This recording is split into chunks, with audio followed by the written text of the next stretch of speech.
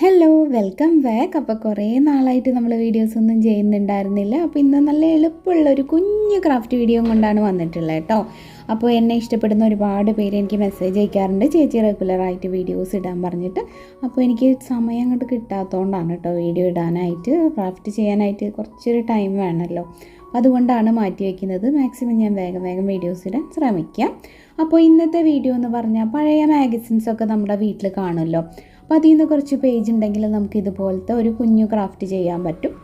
നല്ലൊരു വാൾ ഡെക്കറിൻ്റെ ഐഡിയ ആണ്. അപ്പോൾ എല്ലാവരും കണ്ടു നോക്കുക. സമയം കിട്ടുന്ന സമയത്ത് താല്പര്യമുള്ളവരൊക്കെ ഒന്ന് ട്രൈ ചെയ്യണം കേട്ടോ.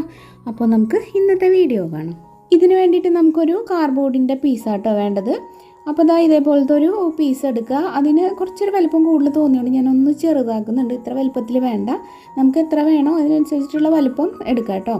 അപ്പോൾ അതിനുശേഷം നമുക്ക് അതിൻ്റെ ഉള്ളിലൊരു ചതുരം കൂടെ ഒന്ന് വരച്ചിട്ട് കട്ട് ചെയ്ത് മാറ്റണം. ഉൾഭാഗം കട്ട് ചെയ്ത് മാറ്റുക. അപ്പോൾ ഒരു പുറത്തൊരു ചെറിയ ചതുരം ഇങ്ങനെ കിട്ടാൻ വേണ്ടിയിട്ട് കേട്ടോ. അപ്പോൾ ഇതേപോലെ കട്ട് ചെയ്തു. അതിനുശേഷം നമ്മൾ ഇതുപോലൊരു ബ്ലാക്ക് പേപ്പറിലേക്ക് നമ്മൾ കട്ട് ചെയ്തിട്ടുള്ള ഈ കാർഡ്ബോർഡ് ഉണ്ടല്ലോ, അത് വെച്ച് കൊടുത്തു. നമുക്കിത് ഉള്ളിൽ കട്ട് ചെയ്യണം. അതിന് മുമ്പായിട്ട് ഇതിൽ കുറച്ച് ഗം ഇതേപോലെ തേച്ച് കൊടുത്തൊന്ന് ഒട്ടിക്കുക കേട്ടോ. ബ്ലാക്ക് പേപ്പറിൽ ഒട്ടിച്ച ശേഷം നമുക്ക് ഇതിൻ്റെ ഉള്ളിൽ നിന്ന് ഒരു ചതുരം ഇതേപോലെ അങ്ങോട്ട് കട്ട് ചെയ്ത് മാറ്റാം കേട്ടോ. കണ്ടോ ഇതുപോലെ. പിന്നെ നമുക്ക് ഇതിൻ്റെ കോർണറൊക്കെ ഒന്നിങ്ങനെ കട്ട് ചെയ്ത് കൊടുക്കണം. നമുക്കിതങ്ങോട്ട് മടക്കിയിട്ട് ഒട്ടിക്കാൻ വേണ്ടിയിട്ടാണ്. എന്നിട്ട് കോർണർ കട്ട് ചെയ്ത ശേഷം ഇതുപോലെ നമ്മൾ ഇങ്ങനെ മടക്കുക. കണ്ടോ, എല്ലാ സൈഡും ഇതേപോലെ മടക്കി കൊടുക്കണേ. അപ്പോൾ അതിന് വേണ്ടിയിട്ടാണ് നമ്മൾ ആ കോർണറൊക്കെ കട്ട് ചെയ്യുന്നത്. അപ്പോൾ ഇതേപോലെ നമ്മുടെ ഫ്രെയിം ഇവിടെ റെഡി ആയിട്ടോ. അടുത്തതായിട്ട് നല്ല സോഫ്റ്റ് പേജുള്ള ഏതെങ്കിലും ഒരു മാഗസീൻ എടുക്കുക. എന്നിട്ട് അതിലത്തെ പേജാണ് ഞാൻ എടുത്തിട്ടുള്ളത് കേട്ടോ. എന്നിട്ട് ഇതേപോലെ കുറച്ച് പേപ്പർ സ്റ്റിക്കുകൾ ഉണ്ടാക്കിയെടുക്കുകയാണ്. ഈ ഒരു പേജ് നല്ല സ്മൂത്താണല്ലോ, നല്ല ഒരു രസമായിരിക്കും പെയിൻ്റൊക്കെ ചെയ്ത് വരുമ്പോൾ. ഇതേപോലെ കുറച്ച് പേപ്പർ സ്റ്റിക്ക് ഉണ്ടാക്കുന്നുണ്ട്.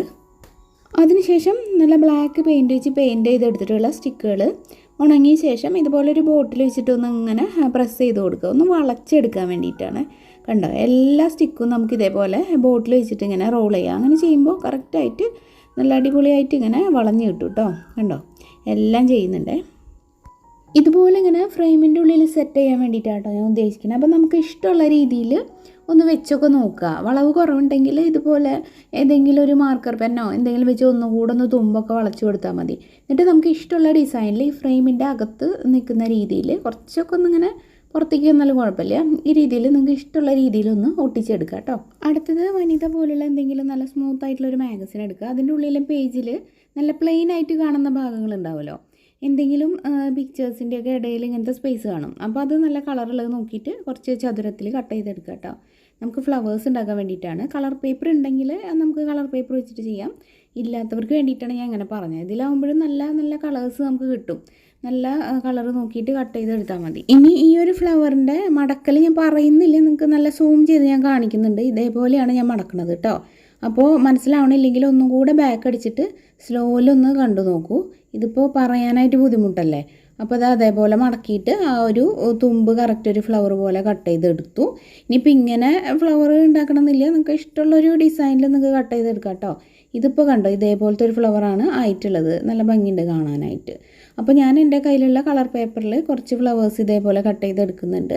കളർ പേപ്പർ ഇല്ലാത്തവർ നേരത്തെ കാണിച്ച ഐഡിയ പ്രകാരം ഓരോരോ കളേഴ്സ് നോക്കിയെടുത്തിട്ട് ഫ്ലവേഴ്സ് കട്ട് ചെയ്തെടുക്കുക. നേരത്തെ കാണിച്ചപ്പോൾ മനസ്സിലാവാത്തവർക്ക് വേണ്ടിയിട്ട് ഞാൻ ഇതേപോലെ ഒരു പ്രാവശ്യം കൂടെ ഇത് സൂമാക്കിയിട്ട് കാണിക്കുന്നുണ്ട് കേട്ടോ. ഇതിൻ്റെ ഒരു മടക്ക് നോക്കിയിട്ട് മനസ്സിലാക്കിക്കോളൂ. എന്നിട്ട് റഫ് പേപ്പറിൽ ആദ്യം ചെയ്ത് നോക്കുക. എന്നിട്ട് നല്ല പേപ്പറിൽ ഇതുപോലെ മടക്കിയെടുക്കുക കേട്ടോ. എന്നിട്ട് ഈ തുമ്പ് ഭാഗം ഇങ്ങനെ കട്ട് ചെയ്യുക. അപ്പോൾ ഇതിങ്ങനെ കറക്റ്റ് ആ ഒരു മടക്കും കൂടെ അതിൽ വരുമ്പോൾ ഫ്ലവർ കാണാൻ ഒരു ഭംഗിയുണ്ട്. ഇനി നമുക്ക് നമ്മുടെ ഫ്രെയിം ഉണ്ടല്ലോ, അതിൽ നമുക്ക് ഇഷ്ടമുള്ള രീതിയിൽ ഒട്ടിച്ച ശേഷം ഈ ഫ്ലവേഴ്സൊക്കെ ഒന്ന് സെറ്റ് ചെയ്യാം.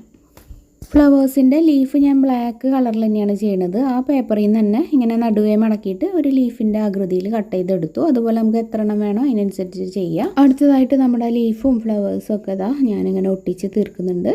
എത്ര ഉണ്ടോ അതിനനുസരിച്ചിട്ട് കുറച്ച് ഭംഗി കൂടും. അപ്പോൾ ഇതാണ് നമ്മുടെ വോൾ ഡെക്കറിൻ്റെ ഒരു ഫൈനൽ ലുക്ക് കേട്ടോ. അപ്പോൾ രണ്ടെണ്ണമൊക്കെ ഉണ്ടെങ്കിൽ നല്ല രസമായിരിക്കും. ഒരു സ്പേസ് അഡ്ജസ്റ്റ് ചെയ്തിട്ട് വെച്ചാൽ മതി. സിമ്പിളല്ലേ ഉണ്ടാക്കാനായിട്ട്. എല്ലാവരും ട്രൈ ചെയ്ത് നോക്കാം കേട്ടോ. അപ്പോൾ ഇന്നത്തെ ഈ ഒരു കുട്ടി ക്രാഫ്റ്റ് എല്ലാവർക്കും ഇഷ്ടപ്പെട്ടിട്ടുണ്ടാവുമെന്ന് വിചാരിക്കുന്നു. വീഡിയോ ഇഷ്ടപ്പെട്ടിട്ടുണ്ടെങ്കിൽ ഒരു ലൈക്ക് തരിക. അതുപോലെ ക്രാഫ്റ്റ് താല്പര്യമുള്ള എല്ലാവർക്കും ഒന്ന് ഷെയർ ചെയ്ത് കൊടുക്കുക. ചാനൽ പുതുതായിട്ട് കാണുന്നവരൊക്കെ ഒന്ന് സബ്സ്ക്രൈബ് ചെയ്ത് സപ്പോർട്ട് ചെയ്യണേ. ഇനിയപ്പോൾ ഇതുപോലെ മറ്റൊരു നല്ല വീഡിയോ ആയിട്ട് വീണ്ടും കാണാം. എല്ലാവർക്കും നന്ദി. താങ്ക്